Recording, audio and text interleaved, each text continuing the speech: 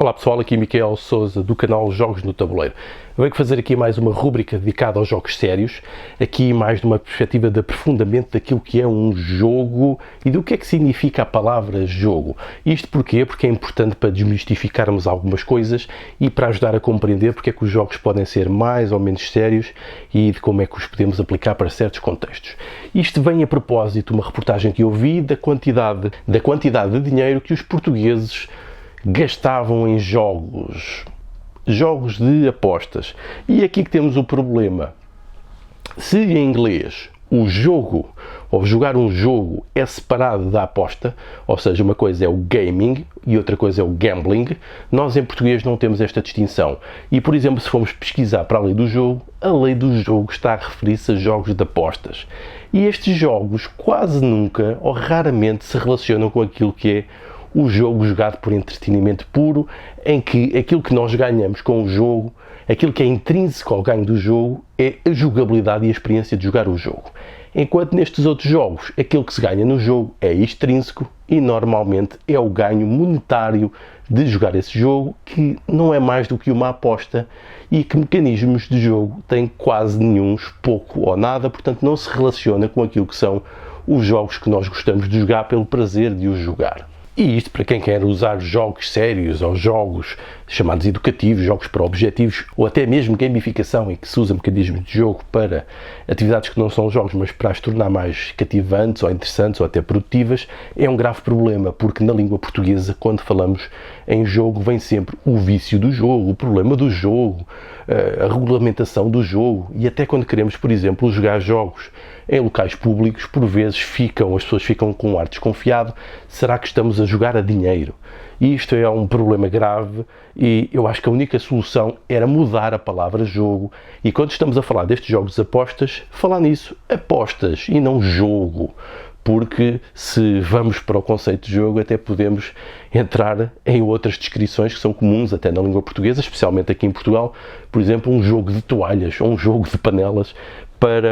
em cujo a palavra jogo é usada apenas como conjunto. Isto leva-me a que no próximo vídeo, muito provavelmente, eu vou dedicar-me àquilo que são as designações e as descrições de jogo que encontramos na literatura para podermos identificar bem o que é um jogo. Portanto, aqui há um problema grave que nós temos que ultrapassar, é este preconceito que o jogo é um jogo de apostas e que os adultos jogam sempre dinheiro, em que o jogo não é assim tão importante, mas é mais importante o resultado do ganho monetário. Isso é mentira, os adultos jogam muitos jogos porque gostam de os jogar e porque no contexto, num sistema de jogo, o que interessa é o tipo de experiência e o tipo de experiência pode ser imensamente útil, tal como todo o processo de jogar o jogo, para chegarmos então a objetivos e é aí que ganha a importância dos jogos sérios, porque podemos ter experiências interessantes e que sejam um prazer e pelas quais podemos aprender mais, podemos produzir mais e podemos nos relacionar mais e compreender coisas complexas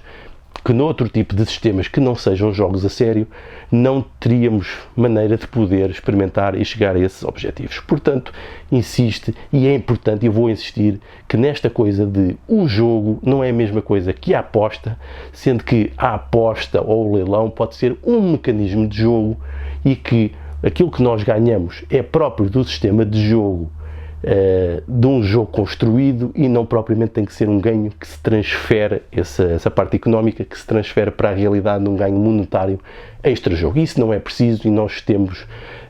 prazer na mesma em ganhar essa tal economia que só existe dentro do sistema de jogo e não tem forçosamente de ser transferida para dinheiro real fora do sistema de jogo, que normalmente é associado então às apostas. Isso não é preciso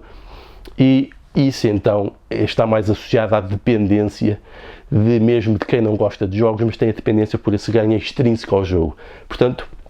eu diria que devíamos distinguir isto muito bem e seria bom para tudo, quer para quem faz apostas, quer para quem faz jogos pelo prazer do jogo ou pelo potencial inato àquilo que é um sistema de jogo. E por isso é que eu me recuso a chamar aos jogos de apostas jogos. Mas claro, isto é um termo popularmente aceito e que quando estamos a usar ou queremos abordagens de jogos sérios ou de gamificação, devemos ter em conta isto para desmontar esta ideia, por exemplo, no início de um processo, para que as pessoas percebam